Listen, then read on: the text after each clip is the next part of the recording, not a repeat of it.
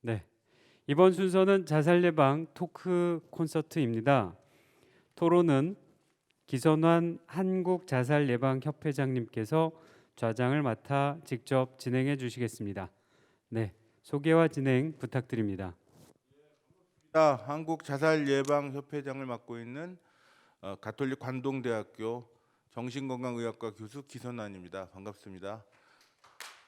예, 오늘 몇 분의 그 토론자분들을 모시고 토론을 하게 되었습니다. 먼저 그 경희대학교 의과대학 교수이시면서 중앙자살예방센터장을 맡고 계신 백종우 교수님 참여 계속해 주시기로 했고요.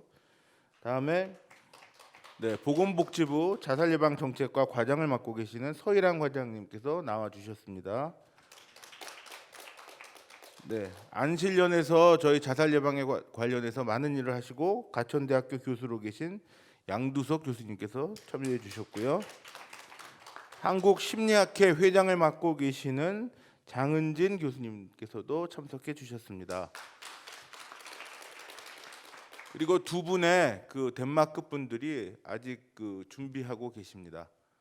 I heard two Danish speakers are ready to participate in this discussion with us. Are you ready? Yes. Yeah. 그래서 먼저 두 분의 그 덴마크 분들께 먼저 질문을 좀 드려서 토론을 하고 그리고 나서 저희들의 토론으로 이어지겠습니다. 근데 저희 토론은 일단 현황에 대해서 조금 더 얘기를 하고요. 그다음에 그 현황을 좀 해석하고 예상하는 문제에 대해서 좀 아이디어를 내주시고 그다음에 대책에 대해서 얘기하는 것으로 이렇게 마무리를 하겠습니다. 먼저 그 덴마크의 그 메레테 놀텐 토프트 덴마크 국립자살예방연구소장님께 질문을 드리겠습니다.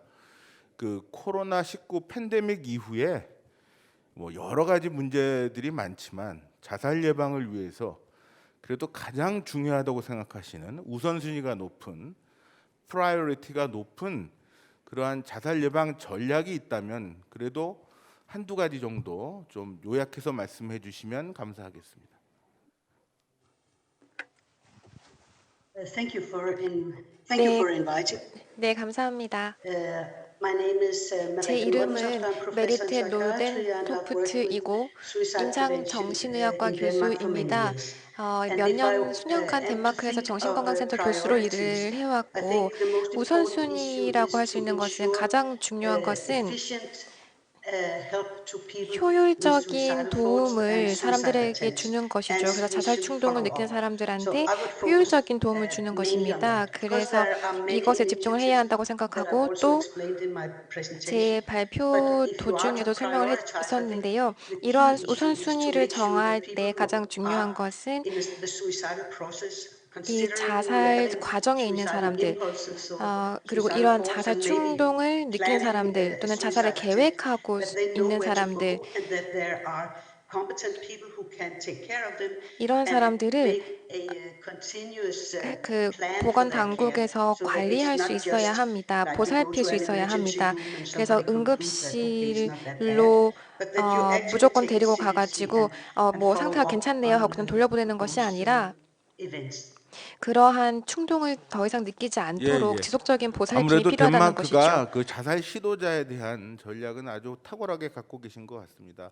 그 자살 시도자가 가장 위험한 수준에 계신 분들이기 때문에 무엇보다도 자살 시도자에 대한 철저한 사후 관리가 중요하다고 말씀해 주신 것 같습니다. 두 번째 그 닥터 토마스 빌헬m 삭실드 그 분에게 좀 질문 드리겠습니다. 이 수이사이드 프리벤션에 있어서 그 의사의 역할, 그러니까 메디컬 닥터가 그래도 중요한 역할을 할 수 있을 것 같은데 메디컬 닥터가 이런 수이사이드 프리벤션에 있어서 특히 코로나19 팬데믹 상황에서 여러 가지로 의사들의 역할이 중요할 것 같습니다. 그래서 의사의 역할에 대해서 좀 말씀을 해주시면 감사하겠습니다. Well, the question was for me. 네, 그 Yes. 질문이 저에게 Right. 해주시는 거죠. Yes. Well, As Merete Nordentoft 네, 제가 있는 이 described, 지역에서 we have organized our 여러 health 가지 보건 system 관련 so 시스템이 every people 있습니다. knows 그래서 where to 매일 go. And 어디 if they 문제가 should 발생했을 sick 때 in 어디로 any 가야 way. 할지에 So 대한 we have the 정보를 family 잘 가지고 doctors. 있습니다. So 가정 it's 주치의도 pretty much 있고 the 그리고 organization 또 of the health system. I think 이 that 저희의 is our 그 보건 strength. 시스템이 So 아무래도 저희의 we 좀 강점이라고 생각을 even though 합니다. 물론 this pandemic 이런 situation, 팬데믹 I think people 상황입니다만 still knows where to go. 그럼에도 So it's not 불구하고 이제 an 사람들이 내가 아플 obstacle 때 for 어디로 them 가야 to go to 되겠다, their family 어떤 사람에게 doctors when they 도움을 feel 받아야겠다라는 것을 알죠. quite 왜냐하면 not so 저희가 같은 가족 bad or 그 sick 주치의가 있기 or 때문에 have 정신적인 suicidal 문제라든지 아니면 자살 thoughts. So 충동이나 welcome to us. 이런 것들이 들 때는 저희에게 올 수 있습니다. 예, 예. 아무래도 뭐 이런 유럽의 그 가정 의사들은 철저하게 예방적인 일을 많이 하시는 것 같고 이런 정신과 영역에 있어서도 특히 우울증 치료에 있어서도 그 1차 의료의 담당자로서 충분한 역할을 해주시는 것 같습니다. 두 분께 정말 오늘 이렇게 접속까지 해주셔서 리얼타임으로 좋은 답변을 해주신 데 대해서 진심으로 감사를 드립니다. Thank you for your sincere answer for us. Thank you so much. Thank you. 예, 그러면 이제 본격적으로 저희들도 좀 말씀을 나눠볼까 합니다. 먼저 백종우 센터장님께 지금 그 원래 이제 그 저희들의 자살에 좀 현황이 있었지 않습니까? 그런데 지금 코로나19 팬데믹 이후에 어떤 특징들이 좀 나타나고 있고 또 어떤 특징들은 지속되고 있고 그래서 어떤 것들이 좀 현황에서 특징적이다 그런 것들을 좀 말씀해 주시기 바랍니다. 네. 뭐 잘 아시다시피 지금 공개된 자료는 2020년이 2019년 잠정치에 비해서는 조금 줄었다. 근데 전반적으로는 좀 줄었다가 6월에 조금 올랐다가 다시 줄었는데 남녀로 따지면 남성은 줄었는데 여성이 좀 더 증가했다. 프레스 2019년에 통계청 자료에서 또 7.1% 정도 여성의 자살 사망률이 증가했기 때문에 증가율 측면에서는 여성에 대해서 관심을 가질 필요가 있고 물론 사망자 수는 다른 나라하고 마찬가지로 남성이 두세 배 많은 시점인 것 같습니다.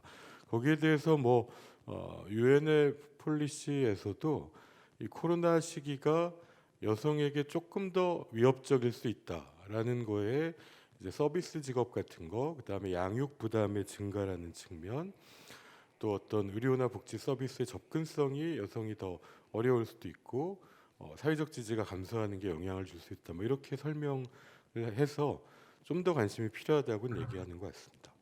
예, 특히 이제 코로나19 이후에 조금 기존의 특징들과 달라진 것이 이 여성의 이제 자살률이 조금 올라가는 추세인데 그거를 이제 생각하시기에 그 여성들이 서비스 쪽에 많고 비정규직에 많이 그 일을 하고 있었고 그래서 좀 그 직업적 안정성이 떨어지는 면이 있으면서 이제 그 이후에 코로나19 이후에 가족들이 다 집에 와 있고 애들도 학교를 안 다니니까 양육의 부담 또 살림살이의 부담 가사노동의 가중 이런 것들이 여성들한테 상당히 문제가 돼서 앞으로 여성 인구에 대해서 좀 관심을 가져야 되지 않을까 이런 말씀을 하신 것 같습니다. 여기에 또 대비해서 기존의 그 현황들은 계속 가고 있는 것 같은데요. 노인 자살률이 높고 중년 남성들이 죽는 그 케이스 수는 제일 많고 또 10대, 20대에서 자살이 모든 사망의 1위를 차지하고 있고 이런 것들은 계속되고 있는데 이런 것들을 고려해서 양두석 교수님께서 우리나라 현황의 특징에서 조금 더 좀 우리가 좀 생각해봐야 될 것들 또 예상해야 될 것들에 대해서 좀 말씀을 해주시기 바랍니다. 아무래도 지금 코로나 사태가 지금 굉장히 장기화되지 않습니까? 그래서 가장 문제는 자살 원인의 경제적인 원인이 많은데 특히 자영업자라든가 특히 생활이 어려운 사람들, 독거노인이라든가 1인 가구라든가 취약계층들이 상당히 어려움을 겪을 거라고 생각됩니다. 지금도 말씀하셨습니다만은 자영업자들의 일하는 사람들의 여성분들이 많고 그런데 그분들이 취업 전선에 임하지 못하면서 소득이 없게 된다 보니까 굉장히 어려움을 겪고 그러다 보니까 그분들이 바로 또 고민을 하다가 자살로 이어지고 그런 것들이 보도도 많이 났습니다만은 그래서 무엇보다도 또 사람들이 같이 만나고 또 모임도 하고 이야기하고 종교 활동도 하고 이래야 되는데 이 사회적 거리두기를 두다 보니까 어디 가서 이야기도 못하고 노인정에 가지도 못하고 이러다 보니까 우울증에 걸리고 외롭고 힘들고 이러다 보니까 자살이 많아진다고 생각 들어서 정부가 저는 코로나19로 방역을 열심히 해서 이렇게 물론 세계적으로도 우리나라가 세계적인 방역 국가로 나왔지만은 그거 못지않게 저는 자살을 정부가 최우선 과제로 둬야 되는데 안타깝게 이렇게 한 10개월 동안 코로나 사태가 이루어지면서 정부가 계속 코로나 이 발표만 했지 이거로 인해서의 우울증이라든가 경제적인 어려움이라든가 이런 사람들에 대한 대책은 과연 난 얼마큼 했나. 재난지원금 준다고 그러지만은 그것을 동등하게 주고 그러다 보니까 상당히 더 어려움을 겪는 사람들이 많아질 거나 생각해서 굉장히 우려가 많이 된다고 생각이 듭니다. 그래서 저는 그렇게 지금 자살 고위험군에 있는 분들을 찾고 아까 우리 백종우 교수님이 3T 이야기를 잘하셨는데 우리가 방역을 3T로 하듯이 우선은 이 자살 우리 현실에 있는 독거노인이라든가 취약계층이라든가 어려움을 겪는 사람들을 찾는 게 중요하다고 생각됩니다. 찾아서 그들을 대우하고 그들의 고민을 그들의 어떤 어려움들을 다 풀어주는 것들 이런 것들이 정부라든가 지자체라든가 우리들의 역할이 아닌가 생각이 듭니다. 예. 아무래도 뭐 기존의 그 취약계층들 또 지금 이런 경제적 어려움으로 인해서 실직하게 되고 파산하게 되는 자영업자나 중산층들에 대해서 많은 걱정을 하시는 것 같고요. 또 거기에 대한 대책이 좀 확실하게 있어야 되겠다 이런 말씀해 주신 것 같습니다. 이 시점에서 다시 한번 계속 기다리고 계신 덴마크 분들께 한번 다시 질문을 드리겠습니다. 아마도 닥터 메레네 놀덴토프트 분에게 드리는 게 맞을 것 같은데요.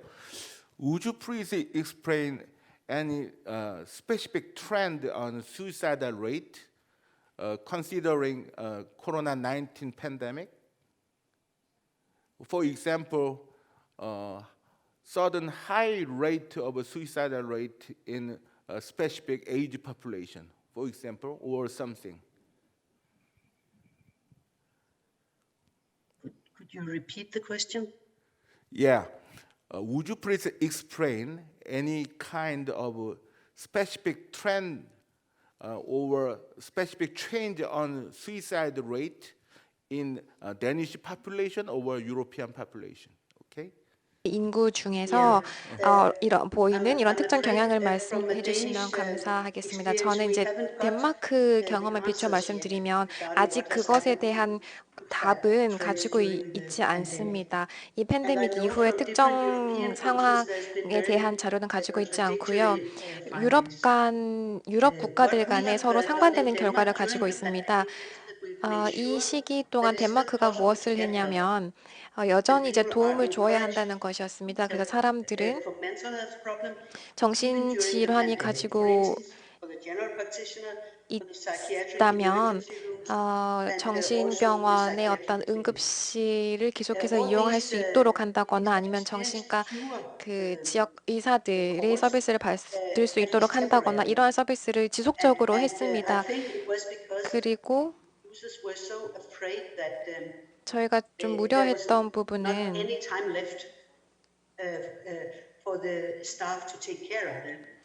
그 사람들을 이제 보살피기 위해서 시간이 그렇게 충분하지 않다는 것이었습니다.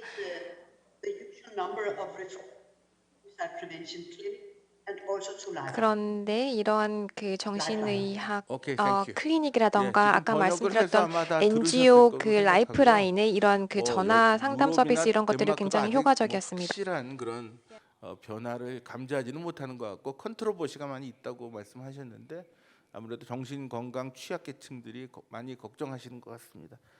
예, 그럼 이어서 우리 심리학회 회장님께 여쭤보겠습니다.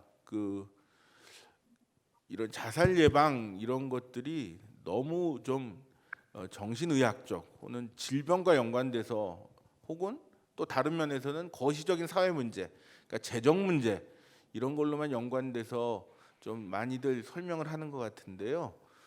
좀 심리적으로 개인의 심리 상태를 봤을 때 지금 이런 코로나 팬데믹 이후에 어떤 심리적 취약성을 가진 사람 혹은 어떤 심리적 특성들이 자살과 좀 관련이 많을지 좀 설명해 주시기 바랍니다.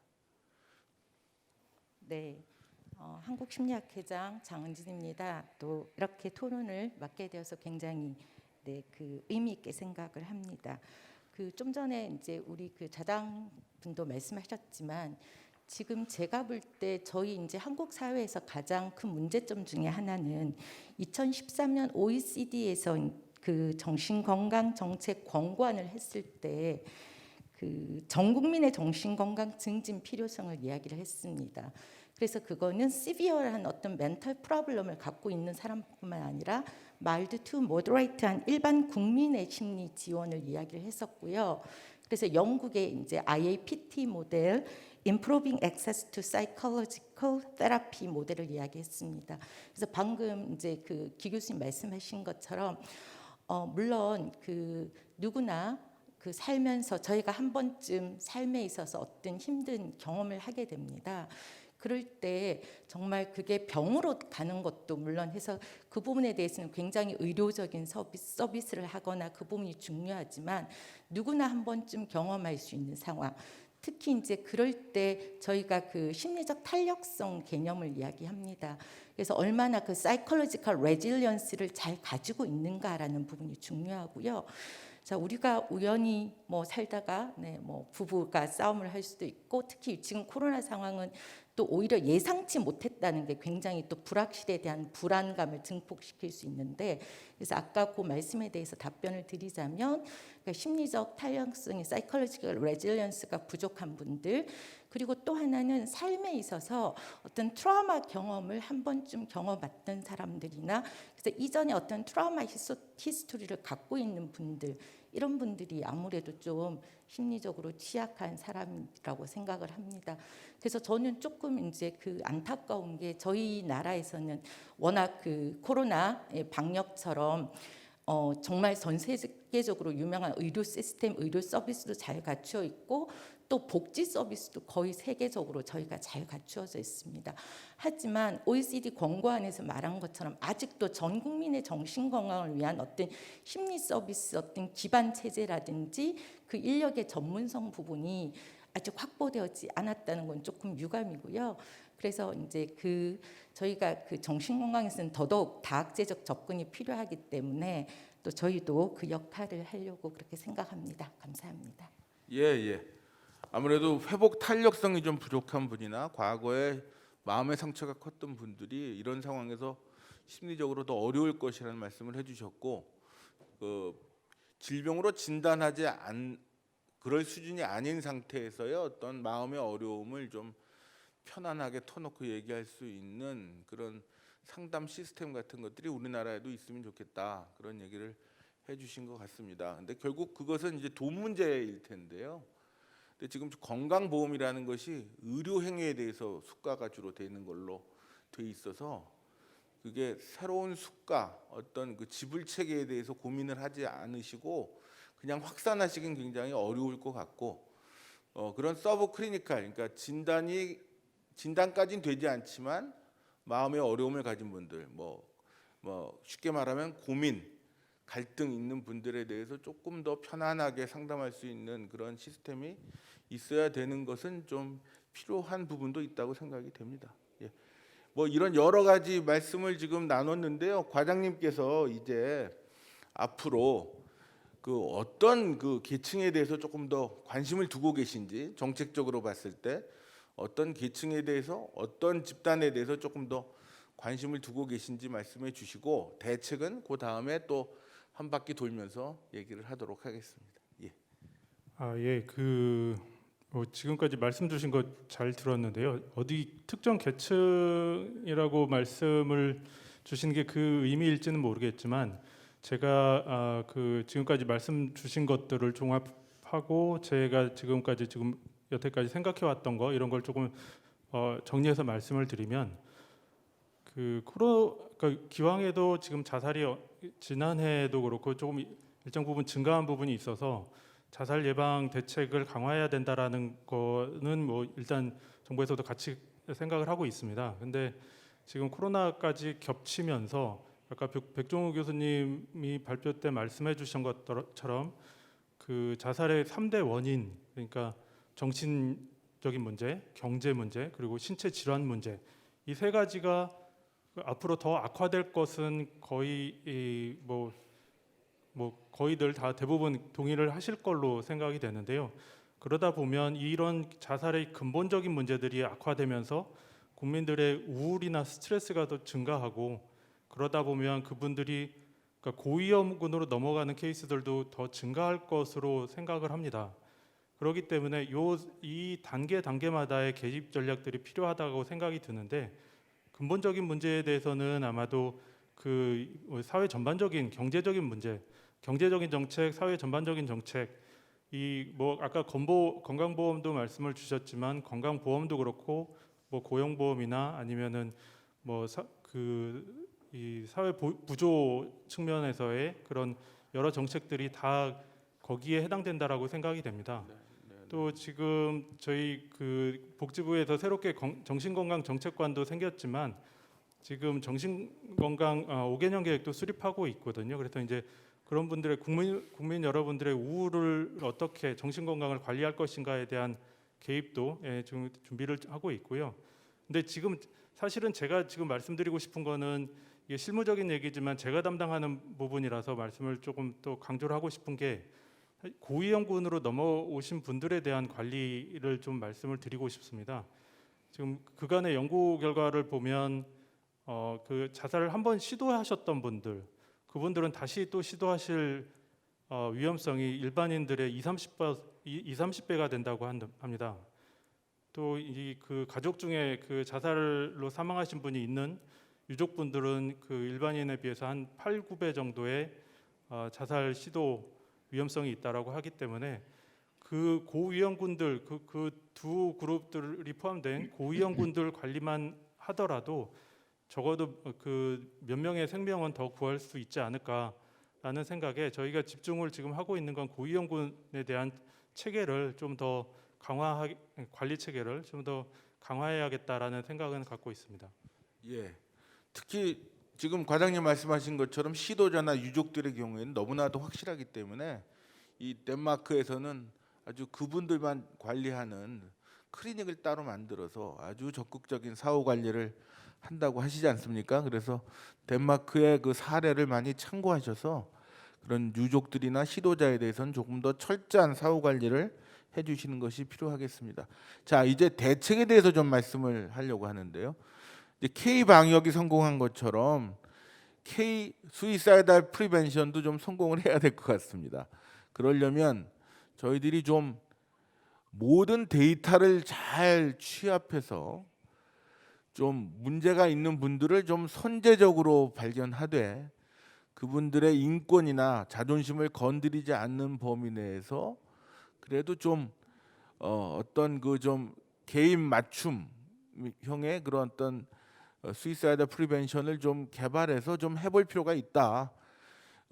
자살 예방의 후진국이었지만 이것을 좀 위기를 기회로 삼아서 좀 자살 예방의 선진국으로 도약할 필요가 있다. 그러려면 빅데이터도 이용하고 또 AI도 이용하고 또 그 일적 자원들도 이용하고 뭐 여러 가지 휴먼 서비스 다 개발을 하고 뭐 재정 지원 이런 것까지 통합을 해서 아주 적극적으로 커뮤니티 아웃리치 서비스를 개발할 필요가 있다. 그런 좀 창의적이고 선제적인 방식의 서비스를 개발해 보자. 뭐 그런 생각을 할 수 있을 것 같은데요. 먼저 여러 가지 아이디어를 좀 내주시면 아마 과장님께서 대책을 세우시는데 큰 도움이 될 것 같습니다. 먼저 백종우 선생님부터 말씀해 주시죠. 네, 작년에 여기 우리 안실련 분들이랑 우리 닥터 메레떼랑 닥터 토마스가 있는 덴마크를 방문했었습니다. 굉장히 하여튼 좀 다르게 느꼈던 거는 이제 그 의료가 이제 공공 의료를 90% 이상 주로 진행되니까 좀 말씀하신 것처럼 이제 자살 예방 클리닉을 이제 정신과도 한 지역을 책임을 맡더라고요. 그 책임에 그 지역에 정신의료 책임자가 있고 그 책임자 더 위에 있는 지역 정신 대표는 선거를 통해 가지고 지자체 선거 때 그 대표를 뽑는 걸 보고 여기서 우선순위가 높을 만한 이유가 아예 선거에 그 정신의료의 책임자가 선거로 선발되는구나 뭐 하는 것들을 또 알 수 있었고 아무래도 저런 이제 그 주치 제도라는 게 굉장히 오랜 기간 10년, 20년 그 지역 사회에서 이제 한 명이 한 1,700명 해서 이렇게 신뢰를 쌓아가고 잘 아니까 또 예방적 효과도 또 장점이라고 생각했습니다. 근데 지금 말씀하신 길선한 회장님께서 말씀하신 거에 저도 100% 동의하는 게 우리가 근데 이제 우리는 이걸 또 빨리 따라잡아서 지자체가 어떻게 정신건강의 문제, 자살 예방의 문제를 또 가능한 비용 효과적으로 또 사람을 무작정 늘릴 수도 없는 상태에서 어떻게 할 것인가에 보면 그거는 우리가 신뢰 사회로 조금 더 갈 수 있어서 사실 국회에서 법안이 조금 바뀐다면 지금 뭐 뉴욕에서나 대만에서는 대만은 자살 시도자 집을 지자체에서 뭐 며칠 안에 찾아가는 거 있고 그다음에 뉴욕에 예를 들어 보훈병원이다 그러면은 정말 AI가 이 사람의 여러 가지 정보를 본인의 동의에 의해서 알고 있으니까 이제 파란색 깃발이 딱 차트에 붙는다 그럽니다. 자살 위험이 높아졌다. 그러면은 그 다학제 자살 예방 팀에서 바로 연락을 해서 만나서 가능한 모든 자원을 연결을 해서 자살을 줄여왔다는 건데 우리가 좀 한국적인 장점이라는 게 그런 IoT 기술하고 결국 현장의 어려운 분을 빨리 발견하는 거하고 매칭해야 되는데 이미 뭐 전국에 이제 정신건강 사례관리 시스템, 사회보장정보원 이런 것들이 좀 모여 있는 것들이 있는데 이런 것들이 국회에서 잘 국민의 동의 과정을 구할 수 있다면 우리가 맨날 다 소 잃고 나서가 아니라 미리 선제적으로 찾아갈 수 있는 도움을 요청하기 전에 이 부분에는 이런 시스템을 IoT 기반으로 만드는 건 국민적 동의가 필요할 것이라고 생각이 되고요.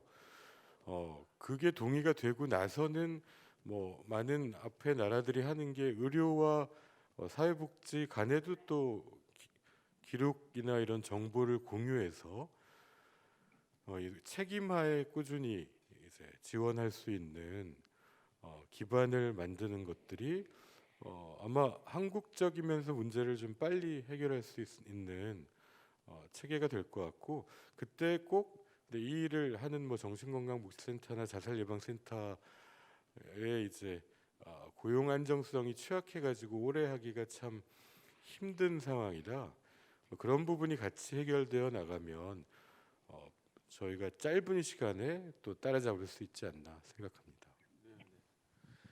양두석 교수님께서도 좋은 아이디어 좀 내주시기 바랍니다. 저는 무엇보다도 이 안타까운 하루에 38명씩 사망하는 것은 소리 없는 전쟁이라고 생각합니다. 국가가 이런 것을 해결하지 않는다 그러면은 실제적으로 지금 아까도 윤 의원이나 또 대표님 말씀하셨지만은 문재인 정부에서 50% 줄이겠다고 그러는데 오히려 늘어나고 있지 않습니까? 그리고 또 코로나로 더 또 늘어날 위험이기 때문에 굉장히 저는 국가적으로 비상시국이라고 생각합니다. 근데 자살을 줄이려면 오늘도 나왔던 이야기가 호주에서도 총리실에 특별보좌관을 두고 또 높은 사람 계층들의 조직을 만들어서 이 자살 대책을 추진하고 있다고 하지 않습니까? 근데 우리도 물론 문재인 정부 들어와서 복지부에 과를 만들고 국정과제는 넣었지만은 그러나 너무너무 미약하다고 생각됩니다. 우리나라 교통사고가 90년대에 15,000명씩 그렇게 사망하던 것을 줄이게 된 것은 총리실의 상설기구 안전관리 개선 기획단을 상설화시켜 가지고서 그것이 가동돼서 교통사고를 줄였듯이 우리도 이 자살을 줄이려면은 총리실이나 대통령실에 자살예방대책위원회를 만들어서 온 부처가 힘을 합쳐서, 그리고 또 예산이 중요하지 않습니까? 조직과 예산인데 자살이 이렇게 많은 사람이 죽는데 290억, 일본은 7,500억씩 되는데 30분의 1도 안 되고, 아까도 호주에서도 코로나 이후에 400억을 투자했다고 하지 않습니까? 너무 예산이 부족하다 보니까 상담 인력이라든가 지자체에서의 상담하는 인력도 대부분 다 계약직이고, 그리고 또 임시직이고, 이러다 보니까 책임의식이 없고, 아무리 찾을래도 찾을 수도 없고, 그렇기 때문에 조직과 예산을 갖다가 상설화시켜서 총리실에 이런 조치가 필요하다고 생각 들고요. 그리고 오늘 나왔던 이야기가, 각국에서 나왔던 수단, 자살 수단이 중요하지 않습니까? 덴마크에서도 의약품을 갖다가 다 낮추고 그다음에 일산화탄소를 낮추고 이런 노력을 했는데, 우리도 물론 지하철에 스크린 도어가 생겨서의 지하철 사고가 줄었듯이, 또한 마포대교가 그만큼 그 자살 대교였는데 이제 건의들을 하고 그러다 보니까 2.8분을 놓듯이, 그런 대교라든가 특히 우리가 뭐 가스 번개탄이라든가 이런 것들은 물론 그것이 필요로 하지만 일산화탄소를 낮춰가지고 이런다면 이런 노력들, 그 다음에 저는 또 마지막으로 언론들의 노력이 굉장히 필요하다고 생각합니다.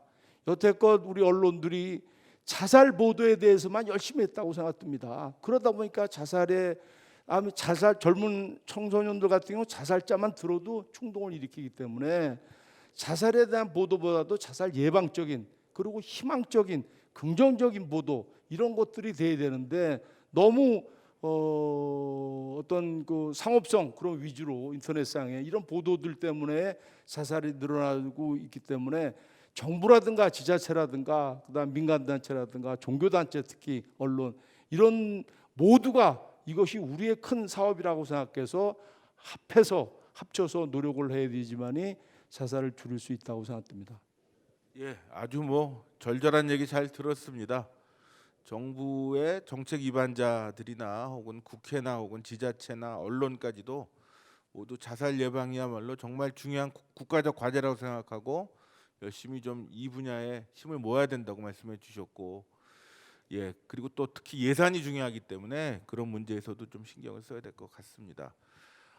자살이라는 문제는 굉장히 복잡한 문제의 최종 결과입니다. 그러니까 보건 의료, 뭐 사회 문제, 또 본인의 재정적인 어려움, 이런 것이 다, 또 자기의 어떤 회복 탄력성의 문제, 이런 것이 다 복합적인 최종 문제이기 때문에 자살 문제를 잘 천착해서 들어가면 우리 국가 사회의 문제점들을 알 수 있고, 특히 인적 자원의 개발에 상당한 도움을 줄 수가 있어서 자살 예방이 단순히 자살자의 수를 줄이는 것이 아니라 대한민국을 새롭게 태어나게 하는 중요한 정책 과제다, 이렇게 생각을 하는 것이 중요할 것 같습니다. 그렇게 하기 위해서는 좀 이 사람들한테 상담하는 기술도 필요할 거고요. 그런 사람들 양성도 해야 될 거고, 교육도 시켜야 될 거고, 또 여러 가지 좋은 프로그램 개발을 해야 될 텐데, 그런 면에서 우리 심리학회 회장님께서 좋은 말씀 해주시고, 또 좋은 아이디어 있으시면 좀 말씀해 주시기 바랍니다. 네, 감사합니다. 이번에 이제 코로나 이후에 달라진 거는 아무래도 기존의 대면 상담이 아닌 비대면 심리 상담이라는 거거든요. 아까 미국에서도 그랬고, 그래서 굉장히 텔리헬스가 이제 국가에서 인정을 했다고 했는데, 세계 이제 국제 심리학 연맹에서도 제가 알기로 저희가 거의 일주일에 한 번 이상 회의를 하고 있는데요. 영국하고 호주에서는 텔리 사이코테라피 그러니까 가이드라인 지침을 마련해서 하고 있습니다. 그래서 이런 코로나 이후에 저희가 국민들의 어떤 심리 서비스를 위해서는 이러한 방법도 좀 필요하다는 거랑, 또 하나는 국가와 공공기관과 못지않게 민간과의 어떤 협업이 중요하다고 생각합니다. 그래서 저희도 이제 한국심리학회를 대표해서 굉장히 책임감을 느끼고요. 그래서 그 3월 9일부터 전 국민 코로나 무료 전화 심리 상담을 하고 있습니다. 근데 1230명 건이 지금 했었는데요. 굉장히 다양한 내용들이 오고요. 그 중에서는 자살 관련된 이슈도 많습니다. 그래서 그걸 저희가 이제 잘 정리해서 어떤 대응 지침 이런 것들을 마련하고 있습니다. 그리고 저희 이제 1393 또 전화에도 저희가 그 심리학회 정회원 석사 이상의 자격증 소지자를 함께 파악해서 하기 때문에 제가 볼 때는 국가가 가장 주도적으로 하지만 민간이 함께 해야 된다는 거고요. 사실은 제가 질문을 좀 하고 싶은데 괜찮을까요? 저기 덴마크 계시는데 그래서 우선 그 굉장히 좀 제가 흥미 있게 봤던 게 제가 아무래도 이제 심리학자라서 그런지 아까 그 메르테 놀텐 토프트 그 분한테 말씀드리고 싶은 게 이제 저희 그 1977년에서 2017년에 자살로 인한 사망률 추이에서 첫 번째는 위험 수단 제한이라는 어떤 물리적 현실적인 조치였고요. 두 번째가 심리학적 개입이라고 해서 제가 영어로 보니까 사이코소셜 인터벤션을 했다는 거였습니다. 그래서 그렇다면 그 덴마크에서는 저 같은 심리학자, 근데 유감스럽게도 우리나라에서는 OECD에서 라이센스드 사이콜로지스트 제도가 없는 그런 나라입니다. 저희가. 근데 이제 그 저 같은 심리학자가 할 수 있는 역할이랑 그런 걸 좀 어떻게 생각하시는지 부분이 좀 궁금하고요. 특히 아까 그 세 가지 예방에서 유니버설한 보편적이고 선택적 예방, 지시적 예방이 있었는데 그 중에서 어떤 역할을 좀 심리학자가 할 수 있는지 그런 좀 좋은 아이디어가 있으면 좀 말씀해 주시면 감사하겠습니다. Yeah, thank you for the question. 네, 질문 감사합니다. Well, first I'll say that I'm 먼저 happy to hear that you are actually considering doing an 실제로 effort on a national level. 그런 국가적인 차원의 노력을 고려하고 있다는 사실이 굉장히 고무적이라고 생각합니다. 실행 계획이라던가 또는 이러한 실행 계획을 실천할 수 있는 어떤 그 자문 그룹, 위원회 이러한 것들이 굉장히 중요하거든요. 그리고 질문에 대답을 하자면 What is needed for people who are suicidal? 자살 충동을 느끼는 사람들한테는 어떠한 도움이 필요하냐면 증거 기반의 수단이 필요합니다. 그래서 그러한 충동을 완화할 수 있는 테라피, 치료가 필요하고요. 그러한 점에서 심리학자들의 역할이 필요하겠죠. 그리고 자살 충동을 느끼는 사람들은 타겟 그룹으로 삼아서 특정 서비스를 제공할 수 있도록 하여야 합니다. 그래서 제가 강력하게 권고하고 싶은 것은 심리학자들을 위한 이런 그 트레이닝 프로그램이 필요하다는 것입니다. 뭐 지역 그 의사들도 할 수 있을 텐데요. 가장 그 증거 기반의 이러한 기법들을 트레이닝을 하는 것이 필요할 것입니다. 그래서 어떠한 조치가 효율적이다라는 입증이 되면 이제 그러한 것을 지침으로 만들어서 적용할 수 있도록 하는 것입니다. 그리고 세 가지 중에서 선택하는 것이 굉장히 어려운데요. 왜냐하면 그 지표적인 그 제일 마지막에 말했던 그 indicated prevention 같은 경우는 가장 적은 수의 타겟 그룹을 대상으로 하는 것이긴 하지만 효과가 굉장히 큽니다. 그래서 집 안에서 가스 중독 같은 방법을 통해서 자살을 하는 사람들에 있어서는 굉장히 효율적이었습니다.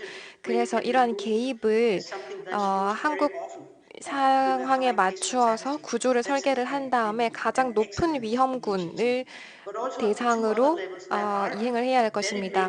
그리고 나머지 두 개도 그러니까 선별적인 예방이라던가 보편적인 예방 이 두 가지도 굉장히 중요합니다.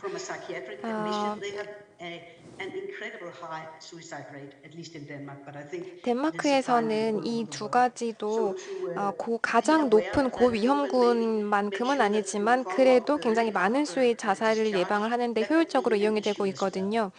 덴마크에서는 그러는데 한국에서는 어떨지 모르겠습니다. 그래서 한국 상황에 맞추어서 우선순위를 정하는 것이 굉장히 중요할 것 같습니다. 네, 심리학자이시기 때문에 더 전문적으로 잘 파악을 하실 수 있을 회장님이 거라고 궁금해하시는 생각을 합니다. 거에 대해서 아주 확실하게 대답은 안 하셨고 네. 일반적인 얘기를 더 많이 네, 하셨지만 뭐 그래도 좀 충분히 대답이 된 것 네. 같습니다. 사실 저희 나라도 얼마든지 그 증거 기반, evidence based 트레이딩도 하고 교육도 하고 있습니다. 근데 이제 실제로 심리 서비스를 할 수 있는 어떤 시스템이나 그런 그 자격 제도가 안 갖춰져 있기 때문에 그걸 한번 여쭤봤는데 어쨌든 감사합니다. 네.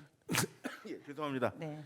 예, 그냥 심리학자들께서 자살 예방 사업을 열심히 하는 거를 말릴 사람이 아무도 없습니다. 열심히 예, 하겠습니다. 열심히 하시면 되고요. 네. 여태까지 보면 주로 이제 이런 관심을 많이 가지신 분들이 교수님이셨고 네.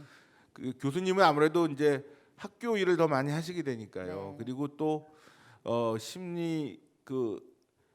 심리학자분들이 이제 임상 심리 검사에 많이 좀 이렇게 좀 매달리시는 경우도 좀 있었고 그런데 네. 이제 앞으로 많이 일을 해주시면 이 분야에서 분명히 더 큰 역할이 생길 것이라고 이렇게 생각이 됩니다. 아마 저기 행동 치료나 또 그 변증법적 행동 치료 이런 것들이 충동성을 다루는데 상당히 도움이 되기 때문에 그런 것들을 또 의사들이 다 할 수도 없어서 아마 그런 면에서는 상당히 심리학자들의 앞으로의 그 역할이 기대가 되는 그런 면이 있겠습니다. 아마 덴마크에서도 그렇게 역할들을 많이 해주시는 것 같고요. 자, 그러면 여러 가지 뭐 아이디어들도 나오고 생각들이 좀 이렇게 저희들이 공유가 됐는데요. 아무튼 저는 이 자살 예방 사업을 그냥 자살률 떨어뜨리고 자살 사망자 줄이는 것이 아니라 우리 사회의 가장 여러 가지 안 좋은 문제들의 총체적인 최종 결과가 자살이므로 자살 문제를 잘 천착해서 국가 발전의 원동력으로 삼아야 된다 이런 생각을 감히 하고 있고 그런 입장에서 좀 우리가 IT 강국이니만큼 지금 쇼핑할 때 다 이렇게 푸시 메일이 갑니다. 그리고 그 사람이 어떤 성향인지 뭘 서칭하는지 알아갖고 다 이렇게 보내거든요. 아니 쇼핑을 하는데 자살 예방에 그런 걸 못할 수는 없을 것 같고요. 그래서 그러한 그 뭐 기술적인 면까지 다 총체적으로 통합을 해서 좀 우선순위를 더 올려서 좀 뭔가 그래도 할 때가 되었다 이렇게 생각하시는데 과장님이 물론 모든 걸 다 부담을 드릴 수는 없지만 그래도 좀 포부를 말씀해 주시면 감사하겠습니다. 예, 그 지금 말씀 주신 것 잘 들었고요.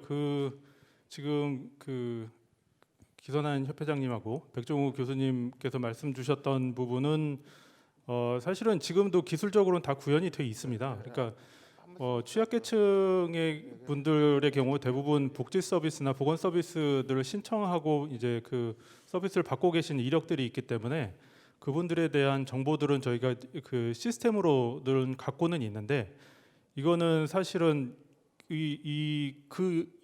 더 나아가서 다른 서비스에 대해서 자기가 신청하고 받겠느냐라는 본인 동의가 필요한 부분이라서 지금 이거는 어떻게 보면 제도나 법으로 풀어야 될 문제이고 아까 백종원 교수님 지적했듯이 이게 뭐 국민적인 합의나 이런 부분이 필요한 내용들입니다. 근데 사실은 최근 들어 더더군다나 요즘에는 개인정보 보호에 관련된 관심들이 좀 많아서 이 부분이 조금 어려운 상황이긴 한데요. 근데 저는 오히려 이거보다 한 단계 더 앞부분으로 가면 지금 사실 저희가 아까 말씀드렸던 그 자살 이미 시도하신 분들 고위험군이라고 제가 이렇게 분류해서 말씀드렸던 그분들조차 사실은 특정 지을 수 있음에도 불구하고 그분들이 본인이 서비스를 사례 관리 서비스 등 여러 서비스들을 받겠다라고 동의하지 않으면 저희가 개입할 수가 없는 상황입니다. 지금 그렇기 때문에 그래서 지금 저희가 하고 있는 사업 중에 자살 시도자 사후관리 사업이 있는데 거기는 응급실로 이제 오시는 분들을 대상으로 하고 있는데 그분들이 본인들이 이제 서비스를 받겠다라고 동의한 비율이 약 50% 정도밖에 되지 않습니다. 그 사업이 상당히 중요하고 그 효과도 많이 나타나고 있음에도 불구하고 본인들이 그렇게 동의를 안 하고 있는 상황에서 그 서비스 개입이 들어가기 어렵거든요. 그래서 사실은 우리가 그 선제적으로 예방 차원에서 뭐 우리가 갖고 있는 정보를 좀 뒤져보고 미리 아웃리치하고 이것도 좋지만 지금 우리가 이미 알고 있는 특정돼서 알고 있는 그 고위험군에 대해서 본인 동의 없이도 우선 먼저 선제적으로 서비스가 갈 수 있도록 체계를 만들어 놓는 게 먼저 조금 필요하지 않나 싶습니다. 그런 사실은 그러니까 그 다음 단계가 아마 이제 예방적인 얘기가 될 것이고 이것들이 법적으로 좀 풀어져야 될 것 같고요. 그거는 뭐 정부도 그렇고 국회에서도 같이 이미 얘기가 좀 논의가 되고 있는 상황이고 법적으로도 뭐 입법화 지금 노력이 되고 있는 상황이기 때문에 그거는 좀 관심 가져주시면 좋을 것 같고요. 그다음에 아까 양수석 교수님 말씀 주셨던 부분은 사실은 저희가 자살 예방 관련해서 조직과 예산 이게 상당히 중요하고 상당히 키워야 됩니다. 말씀 지적이 상당히 공감이 되고요. 근데 좀 마이너한 거지만 조금 말씀을 드리면 사실은 핀트가 그러니까 조직이나 이런 것들을 그 총리실에는 이미 전담 조직이 있습니다. 그래서 이런 쪽보다는 제가 말씀드리는 조직이라는 거는 지역의 현장에서 이 실무를 하시는 분들 그 조직 그 지역 자살 예방 센터 같은 경우는 뭐 기초 자치단체별로 그 인원이 한 두세 분밖에 없거든요. 평균 2.5명 정도 되는데 그분들이 그 지역에 있는 고위험군 관리라든가 자살 예방 사업 관련해서는 전부 다 하고 있기 때문에 이 인력이 부족한 게 사실입니다. 그래서 저희가 매년 이 좀 인력을 많이 따려고 예산 협의는 좀 열심히는 하고 있는데 조금 역부족인 상황이고요. 그 부분은 계속 늘려나가도록 열심히 하겠습니다. 그리고 또 하나 예산 얘기 말씀 주셨는데 예산도 맞습니다. 예산도 많이 늘려야 되고 지금 사업들도 좀 더 많이 발굴하고 해야 되는데 사실 근데 뭐 약간 하나 조금 말씀드리고 싶은 거는 이거를 다른 나라랑 이렇게 단순 비교하기가 좀 어렵더라고요. 왜냐하면은 예산 구조 자체가 조금 달라서 저희는 아까 말씀드렸던 고위험군 관리 뭐 이렇게 실질적으로 자살 예방에 아주 협의로 이 사업 예산을 말하지만 사실은 뭐 다른 나라 사례 이렇게 비교되는 다른 나라 사례는 뭐 조금 관련되는 아까도 뭐 기선한 교수님도 그러니까 협회장님도 말씀을 주셨지만 사실은 이 자살 관련된 모든 것들이 모든 정책들이 자살과 연관이 되거든요. 그러니까 그걸 어느 바운더리까지 이 자살 예산으로 보느냐 이거는 조금 핀트가 좀 다를 수가 있어서 그 부분은 조금 좀 비교하는 데 있어서는 조금 조심해야 될 것 같다라는 생각이 개인적으로 듭니다. 그리고 또 그 협회장님이 아니고 장은진 심리학 회장님 말씀 주셨던 그 상담 관련해서는 지금 이 많은 분들이 지금 코로나로 우울을 겪고 있는 상황에서 이 상담을 받을 수 있는 그런 체계를 갖추는 게 무엇보다 중요하고요. 그래서 지금 저희는 사실 갖고 있는 수단이 그러니까 1393이라고 자살 예방 상담 센터가 있습니다.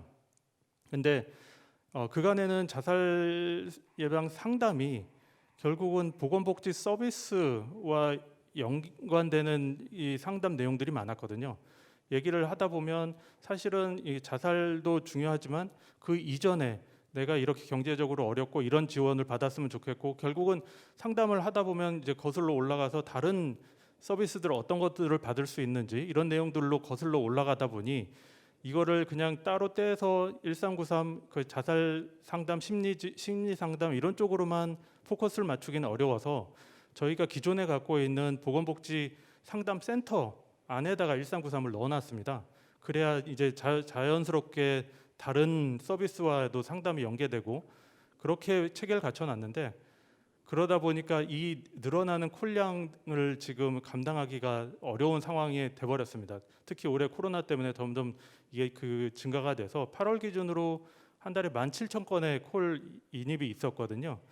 근데 그러다 보니까 이 안에 이 자살 1393만으로는 조금 한계가 있어서 저희가 좀 뭐 다른 여러 가지 대책도 하고는 있지만 결국은 궁극적으로는 상담을 해주시는 대응 상담 그러니까 상담해 주시는 분들이 좀 많이 늘어나야 될 것 같고 그런 측면에서 그 심리학회나 한국생명의 전화나 이쪽에서 많이 지원을 주시고 있습니다. 근데 저희가 궁극적으로는 사실은 근데 정부가 갖고 있는 수단만을 생각할 게 아니라 민간에서 심리학회도 그렇고 생명의 전화도 그렇고 이미 전문성을 갖고 이쪽에서 일을 해오셨던 분들하고의 연관 어떻게 협력 체계를 가져갈 것인지 이 부분을 고민을 지금 하고 있는 단계입니다. 사실 많이 최근에 1393의 문제점에 대해서 많이 지적을 받아서 지금 이 부분에 대한 이 개선은 조금 서두르고 있는 편입니다.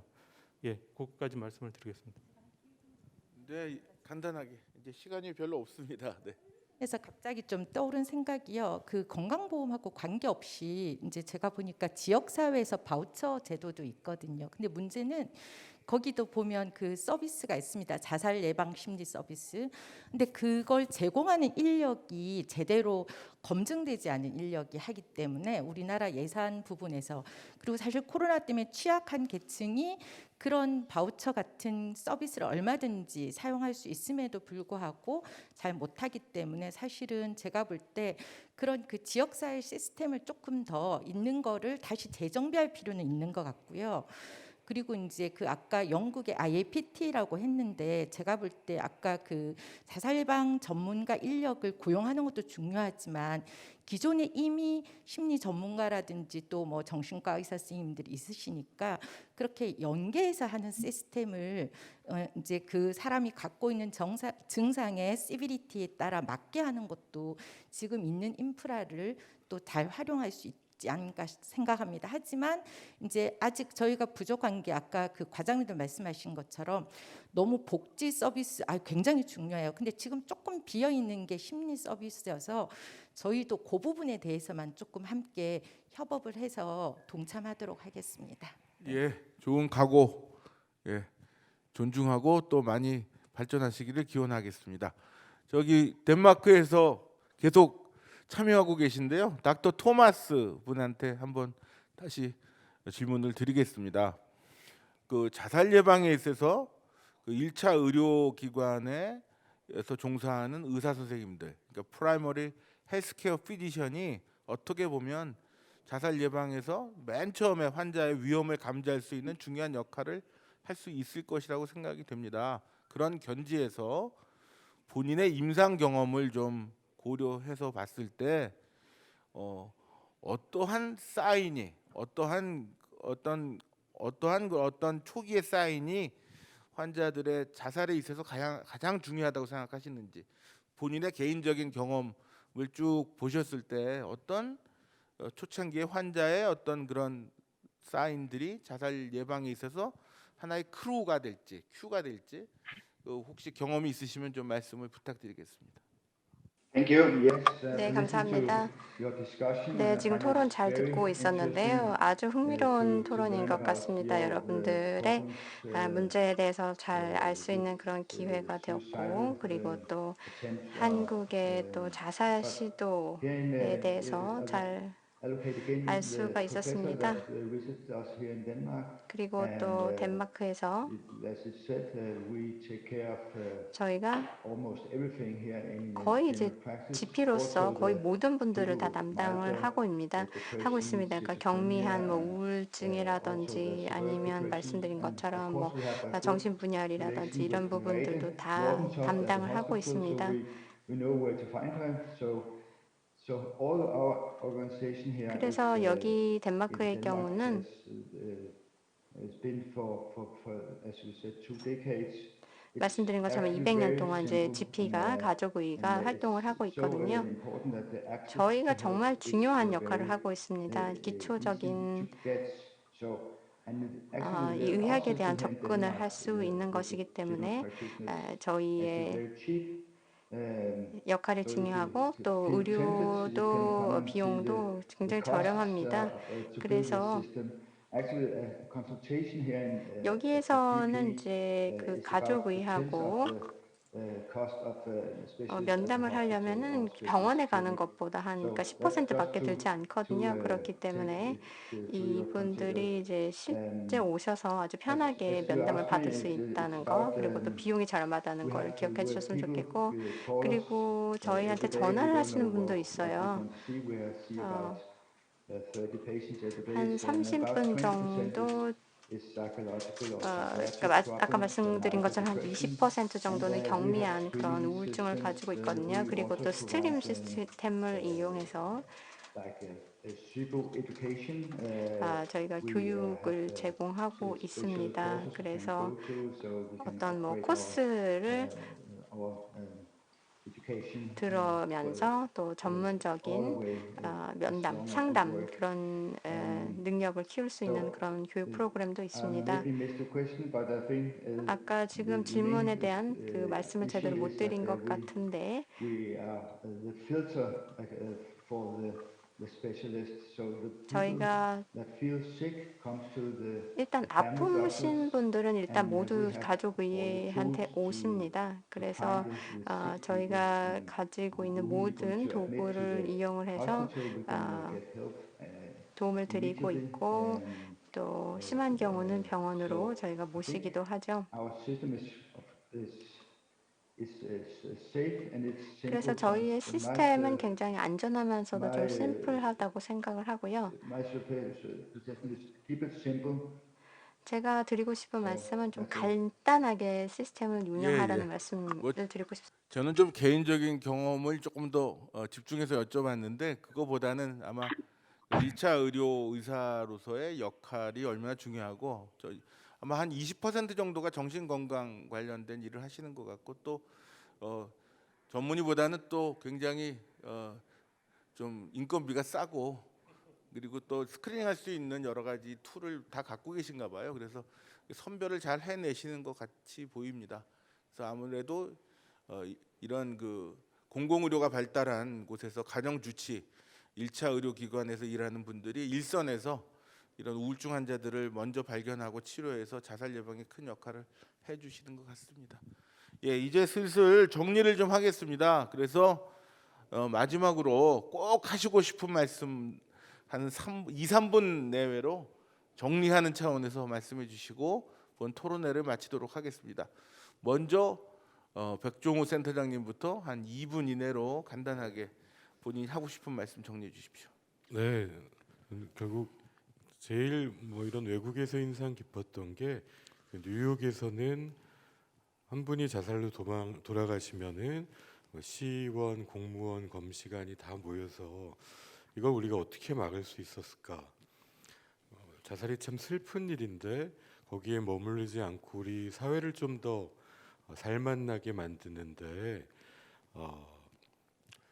바꿔갈 수 있는 계기로 이제 만들어가는 건데 거기서의 핵심이 그리고 가장 돈 안 드는 자살 예방 정책은 이제 리더의 결심이라고 얘기하는 것 같습니다. 그래서 그게 어느 조직이든 그 조직의 리더가 자살 예방에 대해서 교육을 받고 관심을 가지고 여러 사람들과 또 협력해 나간다면 저희가 지금 이 코로나로 너무너무 힘든 시기에 또 국민들에게 또 희망을 줄 수 있지 않을까 그렇게 기대합니다. 양두석 교수님, 예. 예, 전 아까 정부 이야기를 했습니다만은 자살은 정부가 할 수 있는 일은 한계가 있다고 생각 들어요. 무엇보다도 중요한 것은 지금 지방자치 시대 아닙니까? 지방자치의 장들, 그다음에 거기에 조직, 그다음에 거기에 인력, 그래 그 지역의 그 자살을 줄이기 위한 노력은 지방자치단체장들이 거기에 민간협의, 아까도 미국에서도 민간협의가 굉장히 중요하다고 생각합니다. 그래서 자살을 자꾸 정부나 지자체, 정부에 넘길 게 아니라 우리 주위의 이웃 사람들이 죽어가지 않습니까? 그렇다 그러면은 당연히 종교단체라든가 그다음에 민간 기업이라든가 그다음에 시민단체라든가 모든 사람이 이 생명을 지키고 생명을 살리는 일에는 다 같이 관심을 갖고 이것이 자살이 절대 개인 문제가 아니고 우리 문제다. 우리 사회 문제다. 이런 인식을 갖는 것이 굉장히 중요하다고 생각합니다. 예. 자살 예방이 정부의 과제만이 아니고 우리 공동체 문제이므로 우리의 문제가 되겠습니다. 예, 장 회장님 말씀 부탁드립니다. 네, 저희 아까 이제 공동체 지수 굉장히 떨어지는데 그것도 보니까 36위더라고요. OECD에서 행복 순위는 54위고 이제 자살률은 1위고 근데 이제 더 이상 정말 몇 년 후에는 우리가 이 문제에 대해서 자살률을 줄이는 것보다 일반 국민들이 더 건강하고 행복하게 살 수 있는 그런 이런 그 세미나가 됐으면 하고 간절히 그렇게 바랍니다. 근데 저희가 정신건강 인력이 OECD 평균 매우 부족합니다. 그래서 각각의 정신건강 영역에 이제 제가 알기로 4가지 그 영역이 있습니다. 그래서 정신과 의사 선생님들, 간호사분, 사회복지사 그리고 이제 심리사인데요. 예, 그래서 저희가 심리 서비스 계속 말씀드렸지만 그 부분에 대해서는 또 담당할 수 있도록 그렇게 협업을 이루어서 정말 다른 영역보다 정신건강 영역이야말로 각자가 잘할 수 있는 부분에서 최선을 다해서 서로 협업하는 게 정말 필요하다고 생각합니다. 그래서 그렇게 한다면 또 우리 국민들의 어떤 정신건강에 더 도움이 되지 않을까 이렇게 생각합니다. 네, 감사합니다. 예, 자살 예방 정책 과장님께서 정리해 주시겠습니다. 예, 지금 국민 여러분들께서 코로나 방역을 워낙 잘 해주셨듯이 사실은 이 정신건강 문제도 잘 해주실 거라고 믿습니다. 그래서 본인의 스스로 이 정신건강을 좀 잘 돌봐야 된다라는 생각도 좀 가져주셨으면 좋겠고요. 물론 지금까지 정부 정책이나 아니면은 각 그 단체나 관련 기관들에서 어떤 역할들을 해야 될지에 대해서 논의를 이미 했었기 때문에 다음은 이제 좀 각자 어떻게 본인의 정신 건강을 챙길 것인지에 대한 고민도 필요하다라는 말씀을 좀 드리고 싶고, 물론 방역 수칙을 지켜가면서 가끔 산책도 좀 하시고 주변에 이제 서로 전화해서 안부도 묻고 이런 거를 좀 잘 해주셨으면 감사하겠습니다. 이상입니다. 예. 아까 과장님께서 말씀하신 것 중에 뭐 선제적이고 창의적이고 새로운 것도 중요하지만 이미 알려진 걸 좀 열심히 해서 확실하게 대비를 해야 되겠다는 말씀이 저는 상당히 마음에 와 닿았습니다. 자살 시도자나 유족, 그리고 우울증 문제, 술, 만성 통증이나 신체 질환, 그다음에 부적응 청소년의 문제, 이런 것들은 이미 다 알려진 사실인데 저희들이 정말 얼마나 그것들을 끈질기게 물고 늘어지면서 해결을 하려고 노력을 해서 자살 예방에 도움이 됐었는가 하는 것을 한번 뒤돌아보게 되고요. 그런 기존에 잘 알려진 문제들을 좀 끈질기게 집중적으로 해결하면서 또 취약계층, 또 여성의 문제, 새로 나온 문제들에 대해서도 좀 관심을 가지고, 또 한 가지는 아까 말씀드린 것처럼 좀 우리가 그래도 한번 역전의 기회를 삼을 수 있는 계기, 선제적이고 ICT를 이용한 그런 새로운 방식의 어떤 자살 예방 사업 같은 것들을 창의적으로 만들 수 있는 기회가 되기를 바랍니다. 자살 예방은 공동체의 문제이고 모든 문제의 최종 결과이니까 아무튼 그런 면을 깊이 마음속에 새겨서 자살 예방 사업이 곧 국가 사회를 개발시키고 발전시키는 계기가 된다, 그런 마음가짐으로 모두 다 힘을 모아야 되겠습니다. 특히 오늘 계속해서 참석해 주신 두 분의 덴마크 분들께 진심으로 감사를 드립니다. Especially I appreciated for your participation in this conference. Thank you so much. Thank you. Thank you very much. Thank you. 예, 두 분께 감사드리고 또 오늘 이 자리를 만들어 주시는데 굉장히 노력해 주신 안실련 분들과 또 생명보험 쪽에도 상당히 감사를 드리고요. 또 참석해 주신 여러 국회의원분들, 또 발표해 주신 외국 연자들, 또 이 자리에 계신 토론에 참여해 주신 분들께 모두 감사를 드리고, 무엇보다도 자살 예방에 관심을 가지고 유튜브를 계속 보고 계신 시청자 여러분께, 유튜브를 보고 계신 분들께 정말 감사의 마음을 전합니다. 그러면 이것으로 제3회 국회 자살 예방 포럼 국제 컨퍼런스를 모두 마치도록 하겠습니다. 대단히 감사합니다. 네, 감사드립니다. 토론을 위해 수고해 주신 기선환 협회장님, 장은진 회장님, 양두석 교수님, 서일환 과장님, 백종호 교수님, 그리고 주제 발표를 해주신 크리스턴 모건 박사님, 댄 라이덴버그 박사님, 메리트 노르덴 토프트 박사님, 토마스 섹실드 박사님, 모두 감사드립니다. 큰 박수 부탁드립니다. 국회 자살 예방 포럼 출범 기념 제3회 국제 세미나를 마치겠습니다. 감사합니다.